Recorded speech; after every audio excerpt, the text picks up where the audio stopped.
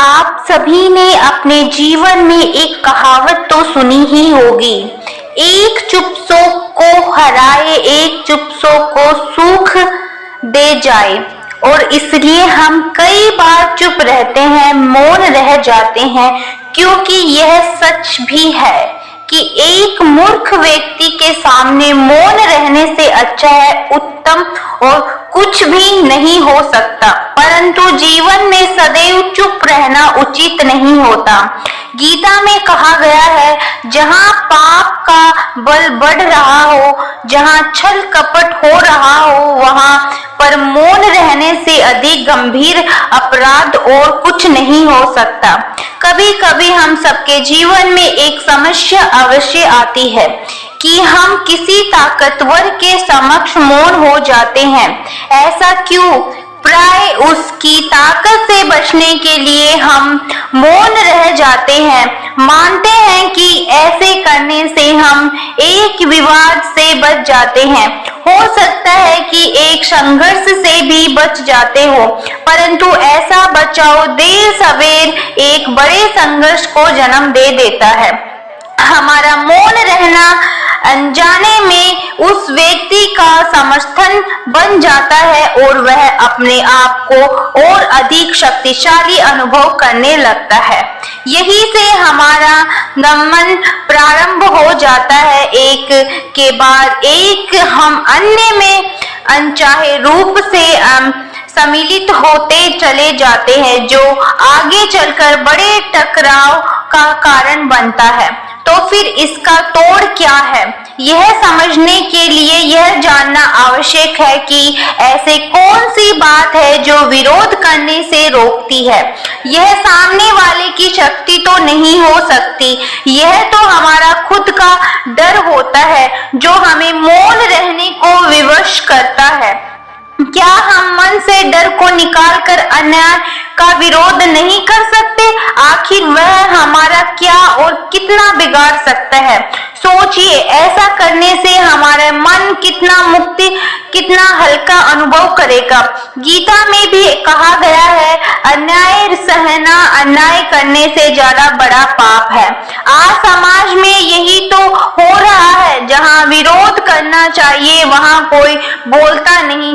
कोई बलशाली व्यक्ति कुछ भी गलत बोल दे तो उसके सामने विरोध करने की किसी की हिम्मत नहीं होती, उसके समक्ष हम कमजोर पड़ जाते हैं। दूसरी ओर हम बोले चले जा रहे हैं जहां बोलने की कोई आवश्यकता नहीं है, और अन्याय होते देख चुप रहकर बच निकलते हैं।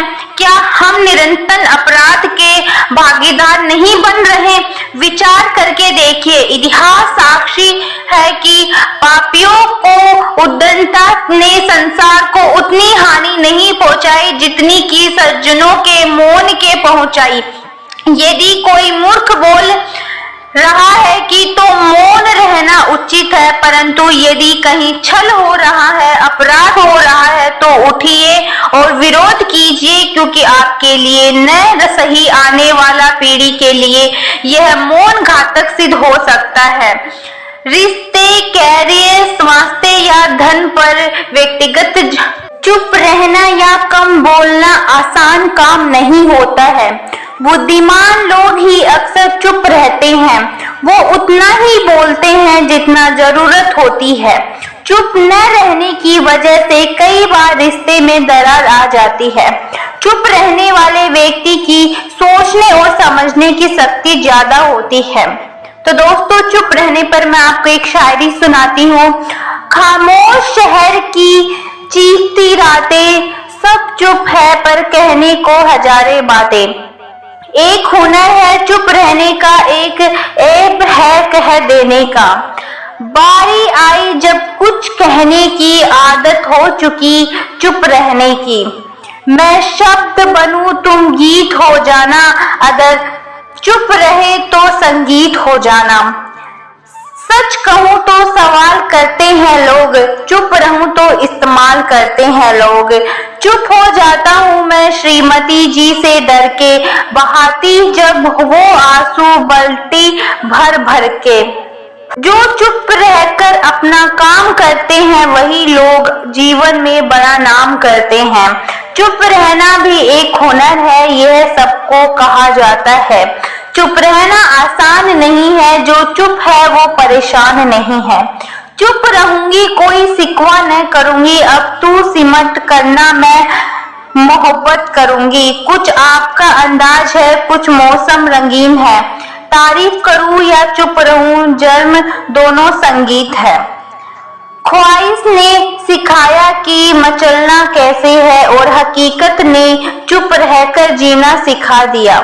जो बोलते हैं वो दूसरों की कम सुन पाते हैं, जो चुप रहते हैं वो अक्सर सब सुन पाते हैं।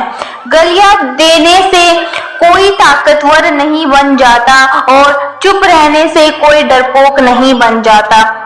चुपचाप चले थे जिंदगी के सफर में, चुप पर नजर पड़ी और गुमराह हो गए। हम चुप रहे तो और भी इल्जाम आएंगे, अब कुछ न कुछ जवाब जरूर सा हो गया। जो चुप रहकर बर्दाश्त करते हैं वही दुनिया को अच्छे लगते हैं। चुप रहने को जब हमेशा कहा गया, झूठ पर नकाब फिर से ढका गया। तुम जब से चुप रहने लगी हो, बहुत कुछ कहने लगी हो। मैं तो इस वास्ते चुप हूँ कि तमाशा न बने, और तुम समझदार है, तुझे तुमसे गिला कुछ भी नहीं। कुछ अपने हैं इसलिए चुप है, कुछ चुप है इसलिए अपने हैं। चुप है इसी शब्द से तो पत्थर न समझे हमें, दिल पे अक्सर हुआ है तेरी बात बात का। एक तुम हो सनम की कुछ कहते नहीं, एक तुम्हारी यादें हैं जो चुप रहती नहीं। जिंदगी अजनबी मोड़ पर ले आई है, तुम चुप हो मुझसे और मैं चुप हूँ तो सबसे। पांचाली की चिढ़न पर जो चुप पाए जाएंगे, इतिहास के कालखंड से सब कायर कहलाएंगे। वो हम पर हर इल्जाम लगाते हैं, वो हर खता हमें बताते हैं, हम तो बस चुप रहते हैं क्योंकि वो हम पे अपना हक जताते हैं। एक आप हो जो कुछ कहती नहीं, और एक आपकी यादें हैं जो चुप रहती नहीं। मुझे अच्छा लगता है तुम्हें चुपके से देखना, तुम्हें हर दुआ में मांगना, शायद यही एक तरफा मोहब्बत है। इतना मत बोलिए कि लोग चुप होने का इंतजाम करें, इतना बोलिए चुप हो जाए कि लोग दोबारा बोलने का इंतजाम न करें।